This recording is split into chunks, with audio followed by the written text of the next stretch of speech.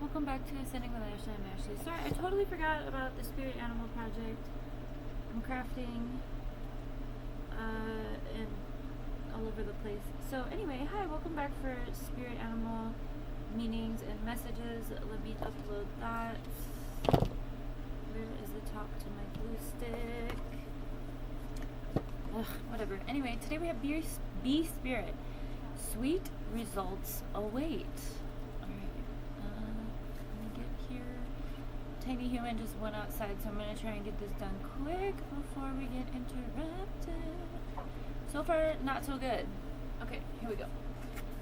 Alright, the Bee Spirit's message is that sweet rewards are on their way if you are willing to get your ego out of the way and immerse yourself in the connected energy of all things. Bee Spirit knows not to let a sense of good being a separate self. Wait, what? Bee Spirit knows not to let a sense of being a separate self get in the way of a good thing. That was hard for me. Spirit is always producing honey. Miracles and magic are everywhere. When you connect to the great hive, you are vibrating. Wow, this is a really long one. Okay. And buzzing in the exquisite harmony with all. Bee Spirit asks that your focus beyond connectivity. Your body, heart, soul, and psyche experience total interconnectedness and true integration when you self-forget. When you remember that you are part of a greater unified consciousness. Moving from separation into connection, from self-centered limitation to spirit-centered infinite possibility and potential, you become busy as a bee, enjoying the gifts of Bee Spirit. Fully in alignment with your highest expression of yourself, your heart opens and creativity rushes through you, seemingly without effort as you experience that nothing feels like work. Industriousness is driven by enthusiasm and inner motivation. The time seems to fly by quickly as the hive supports you in the making of honey.